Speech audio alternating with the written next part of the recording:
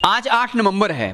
ठीक एक साल पहले 2020 8 नवंबर को दरभंगा एयरपोर्ट ऑपरेशनल हुआ था और बीते एक साल में दरभंगा एयरपोर्ट ने 2 कीर्तिमान स्थापित किए हैं।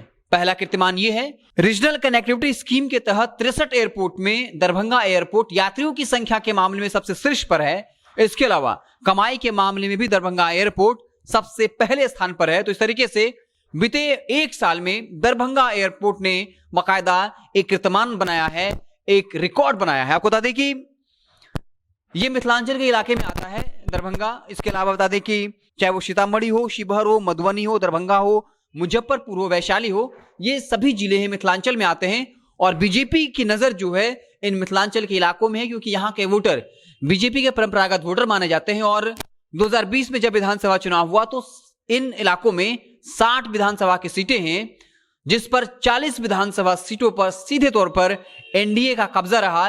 एनडीए के खाते में 40 सीटें गई और चुनाव से ठीक पहले ही दरभंगा एयरपोर्ट ऑपरेशनल हुआ था।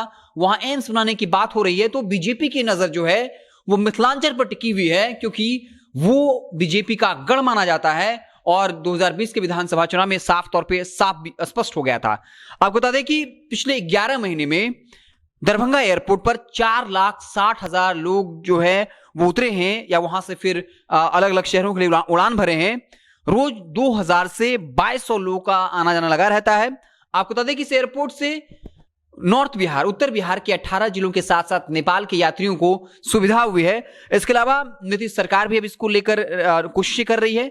78 एकड़ भूमि जो है वो अधिकृत की जाएगी। हालांकि इसके पहले प्लान था कि 31 एकड़ ही जो है वो भूमि अधिकृत की जाएगी, लेकिन जब भारत के उड्डयन मंत्री ज्योतिरादित्य सिंधिया नीतीश कुमार को पत्र लिखकर मदद करने की मांग करी थी, उसके बाद नीतीश कुमार ने उस 31 एकड़ भूमि की जगह अब 78 एकड़ भूमि अधिकृत किया जाएगा। और इसके बाद आने वाले वक्त में दरभंगा एयरपोर्ट पर नाइट लैंडिंग भी होगी। अभी तक रात के वक्त में फ्लाइट लैंड नहीं करती है, दिन में ही करती है। इसके अलावा कुहासे के वक्त में भी फ्लाइट लैंड कर पाए, वहां से टेक ऑफ कर पाए, इस तरह की सुविधाएं जो है दी जाएंगी। मतलब साफ है कि दरभंगा एयरपोर्ट को आने वाले वक्त में राष्ट्रीय और अंतरराष्ट्रीय स्तर का एयरपोर्ट बनाया जाएगा, क्योंकि बीते एक साल में यात्रियों की संख्या के मामला हो या फिर कमाई के मामले में हो, दरभंगा एयरपोर्ट 63 एयरपोर्ट में सबसे शीर्ष स्थान पर है। इसके अलावा आपको बता दें कि व्यापार को लेकर भी मिथिलांचल को काफी फायदा हो सकता है, क्योंकि बता दें कि मिथिलांचल का जो लीची है वो भारी मात्रा में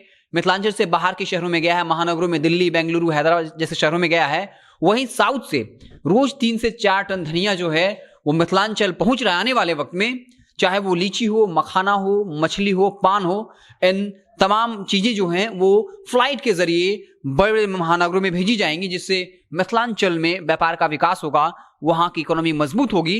तो एक बड़ी कोशिश सफल हुई है। बता दें कि दरभंगा एयरपोर्ट ने नया रिकॉर्ड बनाया है और खास करके पॉलिटिकली भी बीजेपी के नेता लगातार इसे पॉपुलर करने की कोशिश कर रहे हैं, क्योंकि 2020 के विधानसभा चुनाव में 60 विधानसभा सीटों पर 40 विधानसभा सीटों पर एनडीए की पकड़ रही। बीजेपी का गढ़ माना जाता है। एम्स का भी बाकायदा जो है ऐलान हो गया है और आने वाले वक्त में बीजेपी खास करके मिथिलांचल पर फोकस करने वाली है, क्योंकि यहाँ 60 विधानसभा क्षेत्र आते हैं। तो आप देखते रहें जनता जंक्शन। जैसे ही कोई बड़ी खबर आएगी, कुछ नई खबर आएगी तो हम उससे आपको रूबरू कराएंगे। बहुत बहुत धन्यवाद।